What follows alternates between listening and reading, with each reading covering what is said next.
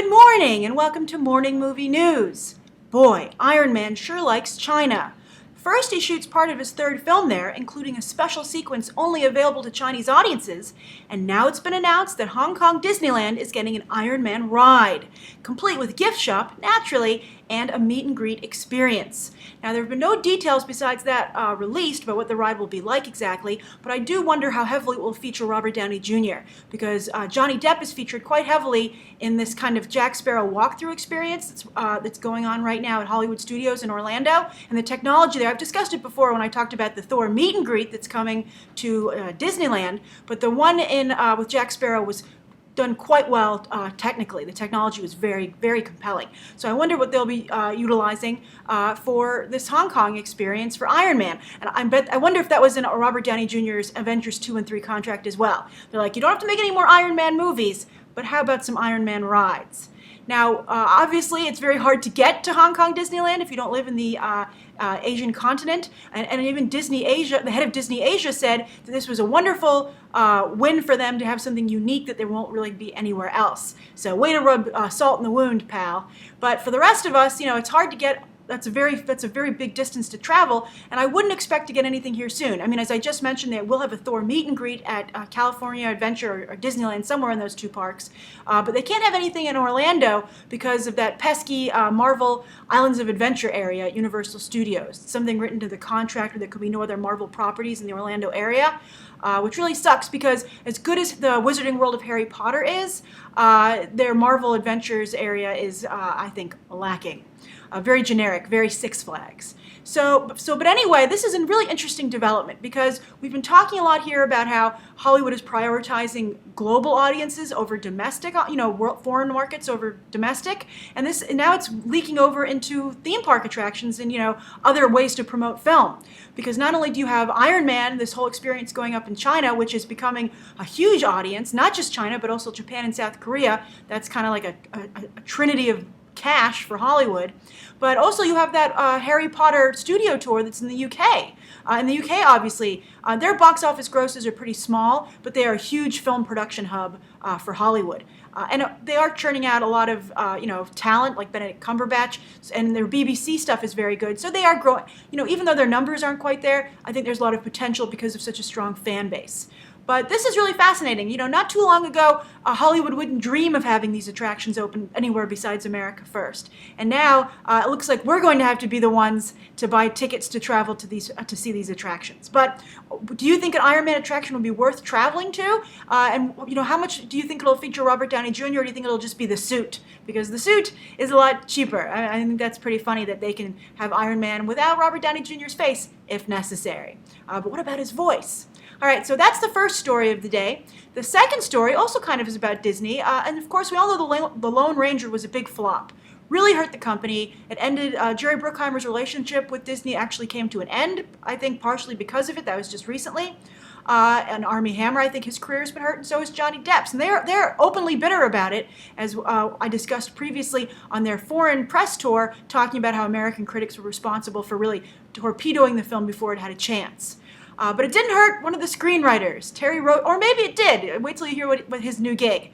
Terry Rossio, who's one half of the duo who wrote not only The Lone Ranger but the Pirates franchise, has been picked up to write the new He-Man movie, Masters of the Universe. At one point it was also going to be called Grayskull.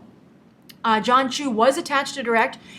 He looks to be officially off now, so this project is very much still in the beginning stages. I think actually, considering how cheesy the G.I. Joe movies are, even though they do bring in some box office, I think that I would prefer a better director. Also because Masters of the Universe is such a tricky property, it could either go G.I. Joe or maybe Lord of the Rings. So if they got like a serious director, I think that it could be really exciting.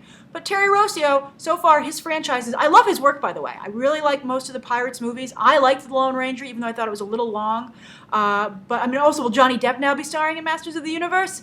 Who will he be? I mean, he would be a funny Skeletor maybe, but then are you not going to show Johnny Depp's face? That doesn't make any sense. I think this could be interesting. So the question is, will this be a comedy? Will this have comedic aspects to it? That could work. The Hobbit has comedy in it as well. But I think Terry Rossio writes great adventure, fantasy adventure. So I think he is a good choice. But he's going solo, so who knows how much his writing partner was contributing there. But the Masters of the Universe movie, still moving forward, still alive, and potentially even in the best place it's been yet. All right, so those are the first two stories. The third story is that last week, Tony Gilroy, who is the writer on the Bourne franchise, another screenwriter here today, and he's made quite a lot of money off of that franchise. He had a great contract where he was the only one who could rewrite it, so he made just a ton of money, and he got gross participation, and he ended up taking over the franchise for Matt Damon even after they clashed on the third Bourne, and then for the fourth Bourne, when Damon didn't want to work with Gilroy anymore, the studio went with Gilroy, and he directed that film, and he's still going along. We're talking about a person who really has basically made his entire career off the Bourne franchise. I mean, he's directed a few other movies that I've actually thought were pretty bad, but I like his Bourne work. But anyway, the reason I bring him up is that he gave a speech kind of about tips for writers. And I've included a link below in the video description to where you can find it. But one of the things I thought was the most interesting was that he said that the reason that TV is so good right now is that it's kind of a writer's mecca, and writers are in charge. And I wanted to run that by you and see how you feel about it. I mean, I definitely feel that TV benefits from having so much respect for the written word, its scripts, and writers are more largely in charge. You see a lot of writers who are also showrunners, and the showrunners are really the most important people when it comes to a TV series, because writers come and go, directors come and go because there are so many episodes, but a showrunner keeps, is kind of like the spine, and they're like almost like in charge of the series Bible. They keep things on track, and they're looking out for the entire season as opposed to just the one episode that some talent is involved in. So, but on the other hand, I think that TV obviously gives a writer a lot more time to tell a story. And it takes a certain skill to be able to tell a really good story in 90 minutes to maybe 2.5 hours, and just that time span. It's a skill. That's why I'm always talking about how it's hard to cross over between mediums. They're different skill sets. They're different pacings. People have different tricks in their bag, depending on the medium that they're the most experienced in. So I wouldn't give up on movies just yet. And I don't think also, by the way, that writers, it's always necessarily a good idea when they're in charge. Sometimes writers need to be edited. I feel all talent needs a strong an editor watching over it, whether it be the studio, a producer, or a director on top of a writer. There always need to be these checks and balances because, movies are a commercial art form. When you're a painter or a sculptor, only one person has to like it. But when you're doing commercial art, it has to have mass appeal, or mass appeal basically. But that doesn't mean everybody, but a large number of people have to like it. So I think you really have to kind of go put it through a lot of filters. I think it can't be a singular vision. It can be largely a singular vision, but I think that person, no matter who they are, be they Scorsese or James Cameron, really needs to check with some other people to make sure they're on a good track and they're not missing something. So I feel like I do agree that television's respect of the writer is helping them, and I think that movies would be would be smart to follow that. But I wouldn't just write it off and say, oh well, everything's great when you put writers in charge, and that's the way everything should be. I don't think that's a good lesson. I don't think that's a good takeaway. All right, so those are the three stories of the day. Today there's a question that I was very excited that someone asked because it led to something very interesting I read in the New York Times over the weekend. And it's from Husker1396. And he says, hey Grace, he or she says, hey Grace, quick question. Why are concessions at movie theaters so expensive? I already spent an arm and a leg to get through the doors. Tell me about it. And I almost have to take out a loan to buy some munchies. Thanks, Jack. Okay, it is a guy. Sorry. Yes, thanks, Jack. Excellent point. It is extremely expensive to get a snack at the movie theater. And that is the reason, and many people offered their own thoughts on this when the question was asked in the comments, and it's true. Movie theaters make a tremendous amount of money off of the snacks. Sometimes up to 85% of their revenue comes from the concession stand.